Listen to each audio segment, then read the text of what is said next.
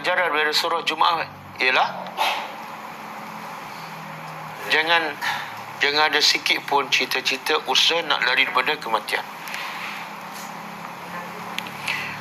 Okey. Cara untuk menghadapi kematian. Yang tadi kita bincang, kematian tu tak boleh dielakkan. Jadi cara menghadapi kematian. Pertama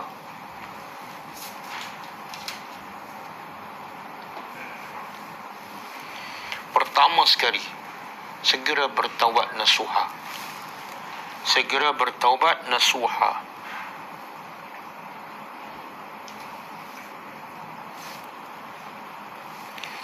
Ada dosa, terus bertaubat. Dosa mengumpat, dosa mengata orang, dosa membazir, dosa apa lagi, buang masa, dosa solat lambat, dosa solat tak khusyuk.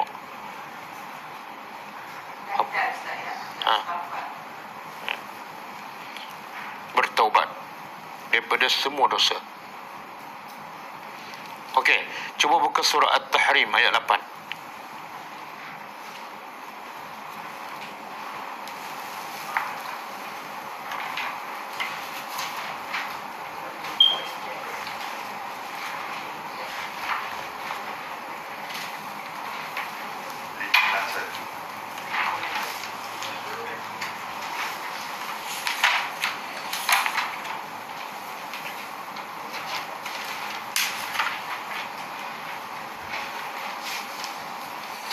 Allah kata apa? A'udzubillahi minasyaitanir rajim. Jumpa?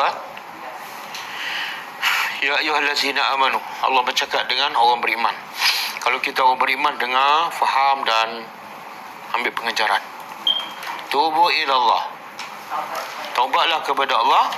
Taubat ni mana apa? Apa mana taubat?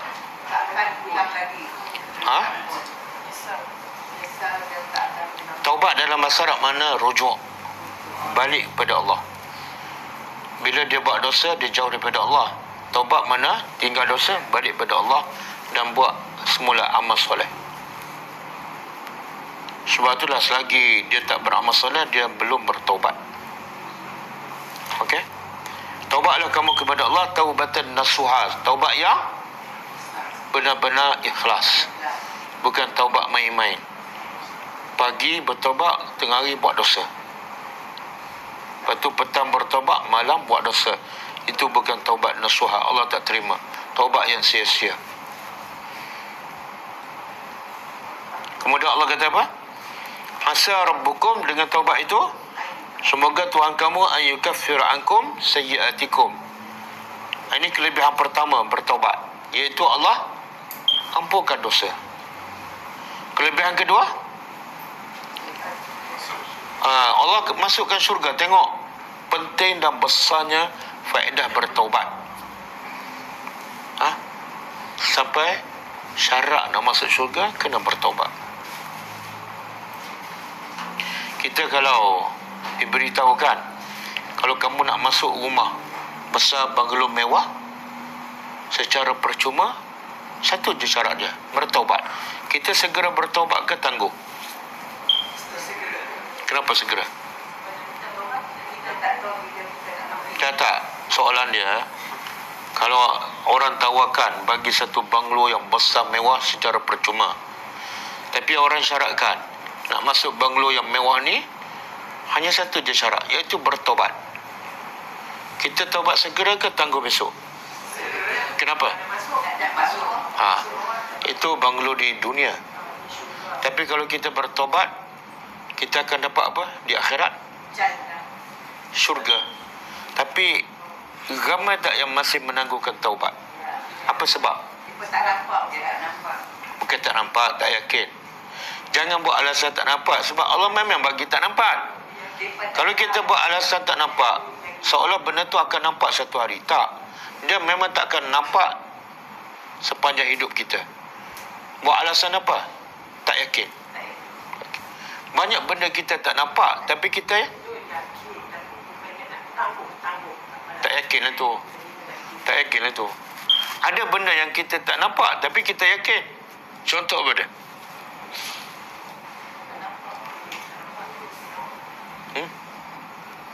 Apa contoh? Kita tak nampak tapi yakin. Kalau bab syurga ni buat alasan tak nampak. Ha? Hantu.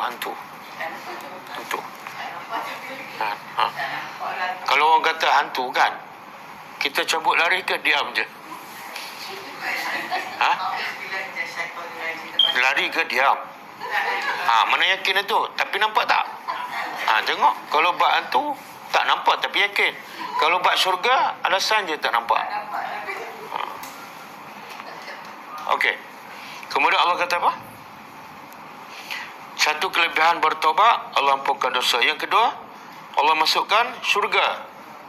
Kemudian yauma la yukhzillah, pada hari yang Allah tidak akan menghina Nabi, dan Allah tidak akan menghina orang yang beriman. Mana Allah muliakan orang beriman. Sebab apa tadi? Sebab apa? Bertaubat. Jadi taubat itu sebenarnya amalan yang sangat penting. Bahkan lebih penting daripada solat. Ialah kalau buat dosa setiap hari.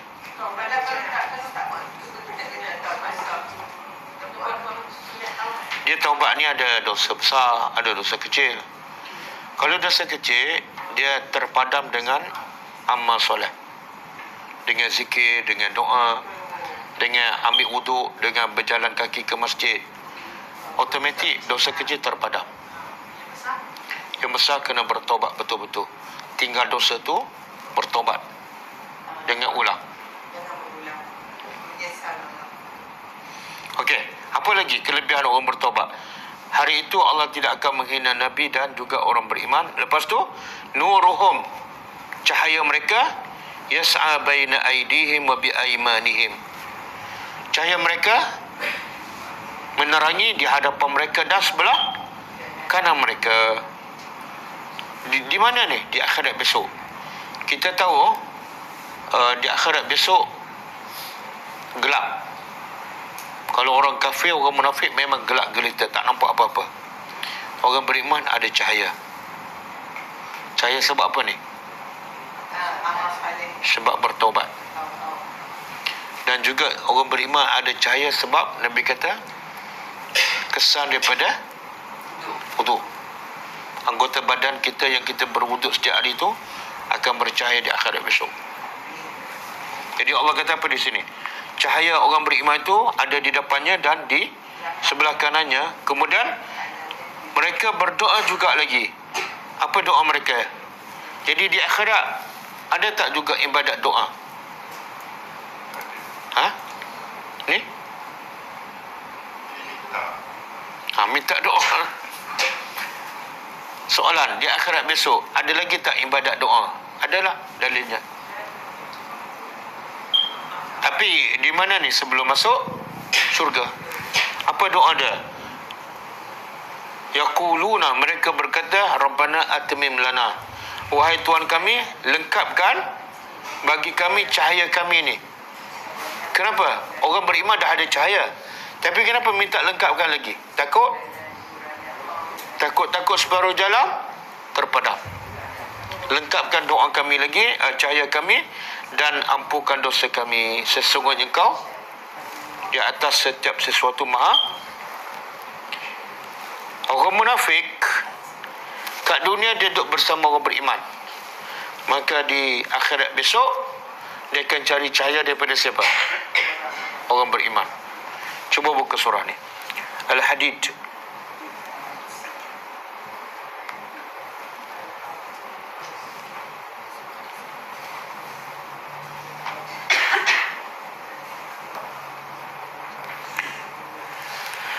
Ayat 13.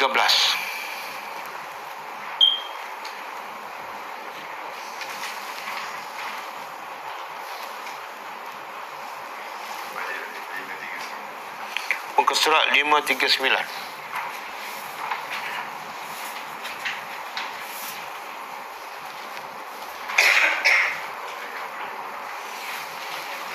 Tengok Allah cerita detail.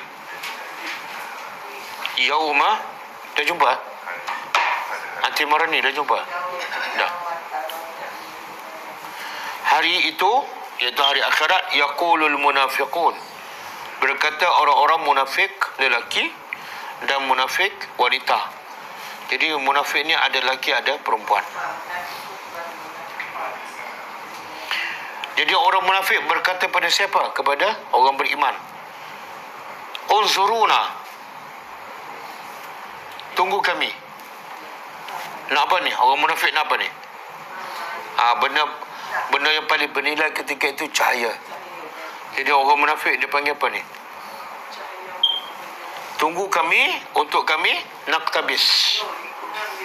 Naktabis ni kami, dia terjemah apa tu?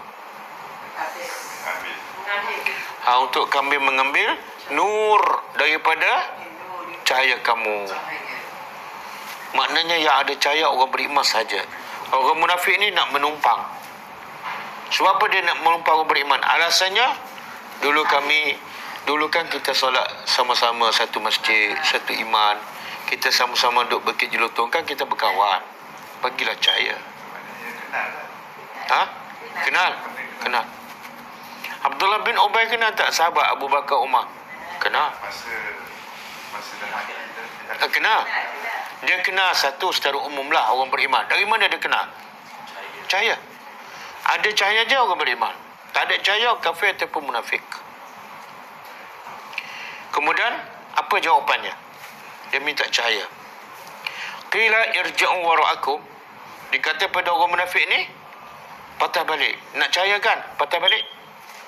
Dia sebenarnya jawapan ni bukan jawapan, tapi mengejek, perli, mempermainkan. Kalau kamu nak cahaya, undur sikit. Faltamisu nura, maka carilah cahaya di tempat belakang sikit. Jangan ambil daripada cahaya kami. Bila mereka undur sikit, apa Allah buat? Waduriba bainahum bisurin lahu babun. Maka diletak pintu ataupun benteng antara orang munafik dengan orang beriman. Tadi tak ada pintu, dia nampak lagi cahaya orang beriman.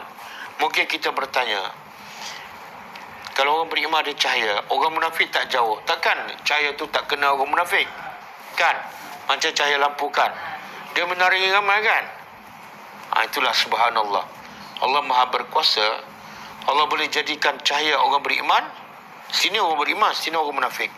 Cahaya tu tak sampai ke sana. Maha suci Allah. Kemudian diletakkan pintu yang sebelah dalamnya rahmat. Apa maksud tu? Ni mula-mula tak ada pintu. Lepas dia minta cahaya, orang beriman kata pada orang munafik, undur sikit, carilah cahaya kat situ. Bila undur je, dia letak pintu. Ni sebelah ni orang beriman. Pintu ni sebelah dalam ada rahmat, seronok, sejuk.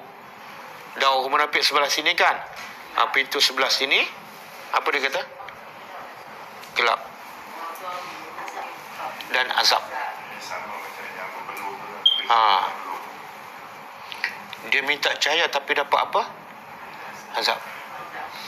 Kita sekarang okeylah kan, kat dunia kita tak tahu siapa benar-benar beriman, siapa munafik. Tapi di akhirat automatik kita tahu. Dengan apa? Cahaya. Maka pengajarannya apa? Pengajarannya apa? Satu. Yang kedua, jangan berpura-pura beriman. Bila berpura ada ciri-ciri munafik. Apa dia lagi antara ciri-ciri munafik? Bila bercakap, bohong. Bila cakap, bohong. Bila berjanji, tak tepat.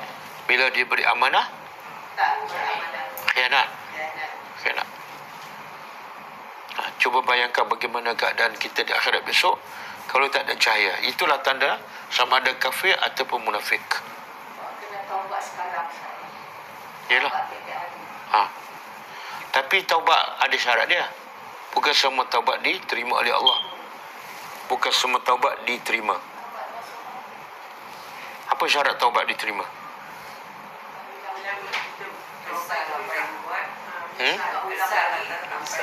Menyesal apa dosa yang kita buat. Menyesal lah. Kalau kita solat taubat tapi tak menyesal pun, besok ulang lagi, taubat tu sia-sia. Yang kedua, tinggal dosa. Yang ketiga, berazam berazam tidak akan mengulangi. Berazam tidak mengulangi. Kalau melibatkan hak orang, pulangkan. Pinjam duit ke, kalau kita mengata dia, pergi minta maaf. Kalau mengupak, pergi minta halal. Kena sebut apa yang kita katakan. Bergantung pada dia. Kalau dia tanya, ceritalah. Kalau dia tak tanya, Alamak apa, masa mengupak tak ada pula alamak. tak, kita lupa betul lah.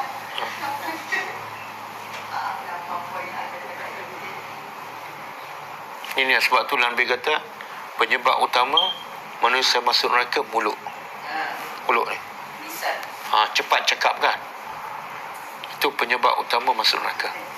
Mengumpat, dosa mengata. Okey.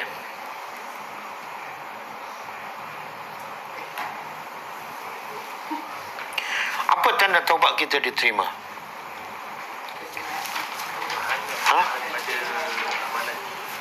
Kita menjadi lebih baik daripada sebelum bertaubat. Dulu mungkin panas barang, lepas taubat cool je, tenang je. Sebelum bertaubat tak pergi solat Jumaat di masjid, lepas bertaubat pergi solat Jumaat di masjid. Sebelum bertaubat solat lambat, lepas bertaubat solat awal. Sebelum bertaubat tak solat sunat, lepas bertaubat solat sunat. Sebelum bertaubat buka aurat, lepas taubat mana tanda taubat diterima, keadaan kita lebih baik daripada sebelum. Kalau sama je, itulah tanda taubat tak diterima.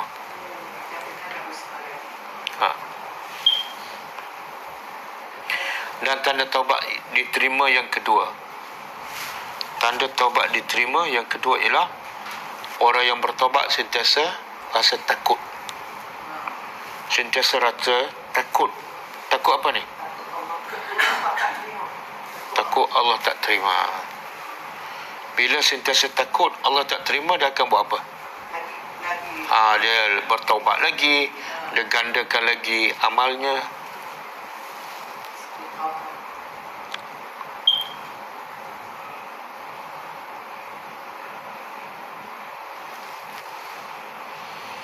Okey. Itu poin pertama kan, persiapan menghadapi kematian. Apa? Bertaubat. Yang kedua, persiapan yang kedua menghadapi kematian. Melakukan amalan-amalan fardu dan juga sunat dengan sempurna. Amal orang bertaubat kan, tapi solat macam tu lah juga lewat. Solat fardu 5 waktu kena buat awal waktu. Kalau lelaki kena buat di masjid. Lepas tu tambah pula dengan amalan sunat 12 rakaat. Solat sunat subuh, solat sebelum zuhur, selepas zuhur, solat selepas isya, selepas maghrib, solat witir, solat duha tambah. Dah iman lagi kuat, tambah lagi dengan solat puasa sunat, Isnin saja ke, Khamis saja ke, ataupun Isnin Khamis. Zikir pagi petang tambah. Zikir pagi petang. Okey, yang ketiga. Persiapan yang ketiga menghadapi kematian. Perbanyakkan mengingati kematian. Perbanyakkan mengingati kematian. Apa faedah? Banyak ingat mati. Pagi ingat mati, lepas jam ingat mati lagi, zuhur ingat mati, petang ingat mati, malam ingat mati, sebelum tidur ingat mati. Apa faedahnya? Supaya kita tidak terlalu cinta dunia. Lepas tu? Kita bersedialah, menyediakan. Jadi bila kita selalu ingat mati, kita akan buat apa? Benda yang paling berfaedah. Semakin buat persiapan. Sebab nak mati ni, aku macam mana nak mati ni, persiapan tak cukup, kita tambah-tambah lagi. Dan sebaliknya, kalau kita asyik lupa je kematian, apa berlaku? Persiapan tak ada. Solat 5 waktu je, sunat tak tambah, zikir tak tambah, kan? Sedekah pun, sedekah subuh je, zuhur tak ada. Boleh? Jadi persiapan ketiga, perbanyakkan ingat kematian. Dengar satu hadis Nabi SAW, Nabi kata akyasun nas, manusia paling cerdik ialah aksarukum zikra lil maut, yang paling banyak mengerti kematian. Dan yang kedua, ahsanukum isti'dada lil maut, yang paling cantik persiapannya menghadapi kematian. Ini dua ni tanda orang paling cerdik. Kadang-kadang dia orang kampung je, SPM tak lulus, tapi selalu ingat mati, selalu buat persiapan. Dialah paling cerdik. Kadang-kadang orang ada PhD, Datuk kan, Sri, Tun, tapi tak buat persiapan. Dialah orang paling bodoh. Paling bodoh ialah nak menghadapi suasana yang menakutkan, yang menggerungkan, tapi tak ada persiapan. Cuba bayangkan, nak masuk medan peperangan, langsung tak buat persiapan. Bodoh tak? Bodoh. Ini nak pergi kepada alam kubur, kemudian alam akhirat. Okey. Yang keberapa? Ini kelebihan ingat mati. Kelebihan banyak ingat kematian. Nabi kata aksiru zikra hazimil lazat, perbanyakkan menyebut perkara yang menghilangkan kelazatan hidup. Kita yang lalai ni sebab seronok dengan kelazatan hidup. Seronok makan, seronok berjalan, seronok membeli kan. Seronok apa lagi? Seronok memasak, seronok hias rumah, seronok siram pokok bunga. Maka Nabi kata kurangkan seronok tu dengan cara tengah-tengah duk siram pokok lama tu ingat mati, kita perkurangkan. Gunakan masa tu untuk berzikir, ibadat dan sebagainya. Kata Abu Darda radhiyallahu anhu, man aksara min zikril maut qalla hasaduhu wa qalla farhuhu. Siapa yang banyak ingat kematian, maka kuranglah rasa dengkinya pada orang lain dan kuranglah rasa gembira. Faham? Kita banyak sangat gelak ni, banyak sangat gembira sebab apa? Sebab tak ingat kematian. Cuba tengok, kalau kita buka akhbar, baca berita kematian, lepas tu lepas jam buka lagi Kosmo, berita kematian, kita pun kurangkan gelak dan kita semakin menambahkan persiapan.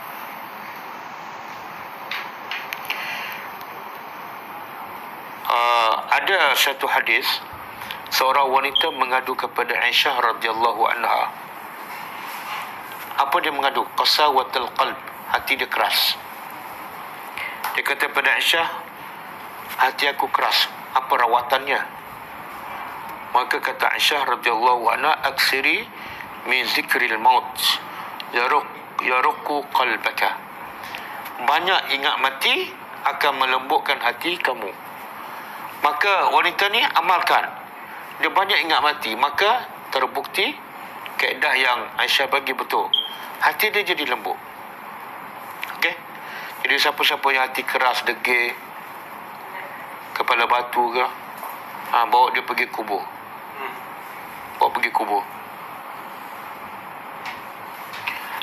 Ada seorang khalifah, sebelum dia mati, dia gali kubur, dia masuk dalam kubur. Supaya apa? Supaya dia rasa betul-betul gerun dengan kematian. Nabi pun suruh tak kita ziarah kubur? Nabi kata, kuntu nahaitukum an ziyaratil kubur. Aku dulu larang kamu ziarah kubur, dulu haram. Mereka awal Islam, ziarah kubur haram. Sebab apa? Sebab masa tu akidah orang Islam tak kuat. Bila pergi kubur, suami meninggal, menangis, tapar pipi, koyak baju, jadi boleh jadi syirik. Meratapi kematian adalah amalan jahiliah. Sebab itulah kalau suami mati ke anak mati, menangis sikit-sikit sudahlah. Kalau dah melebihi, boleh jadi amalan jahiliah. Jadi Nabi kata, dulu aku larang kamu ziarah kubur, sekarang fazuruha, ziarahlah. Tapi Nabi begitu sebab. Kenapa kena ziarah kubur? Fa fa innahu yaruqu al-qalb, dia akan melembutkan hati kamu. Wa tadma'ul ain, dan akan menyebabkan mata kamu menangis. Wa tuzakkirul akhirah, dan mengingatkan kamu pada kehidupan akhirat. Wa la taqulu hajra, dan jangan kamu berkata sesuatu yang sia-sia, yang tidak ada faedah. Tapi sekarang kita tengok ramai pergi ziarah kubur, lembut tak hatinya? Kadang-kadang dengan buka auratnya, kadang-kadang dengan bersembah kosong, kan? Tak ambil pengajaran. Jadi satu adat kebiasaan. Suatu yang terbaiknya bila waktu ziarah kubur? Malam. Nabi pernah ziarah kubur waktu malam. Ada satu ketika Aisyah tersedar. Bila tersedar, raba-raba Nabi tak ada. Jadi Aisyah dah mula cemburu. Dia ingat Rasulullah pergi rumah madu, kan?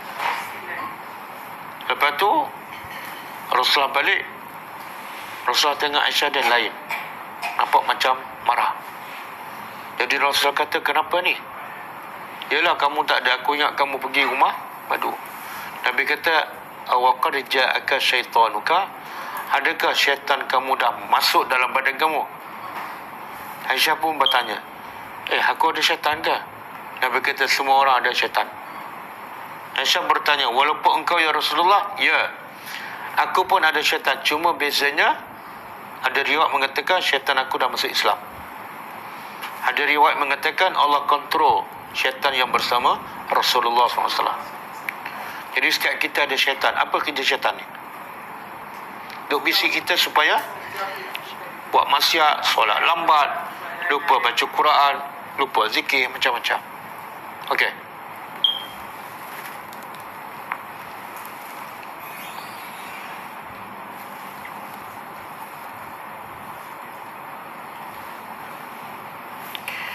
Kata Ka'ab al-Ahbar, siapa yang banyak ingat kematian, maka ringan musibah.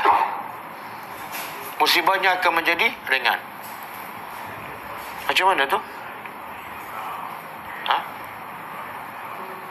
Siapa ingat kematian, musibah jadi ringan. Sebab apa? Bila dia ingat kematian, sebenarnya musibah kematian jauh lebih besar. Maka ringan musibah yang dia hadapi tu, dia rasa tak ada apa. Tidak ada musibah yang paling besar yang lebih besar daripada musibah kematian. Okey.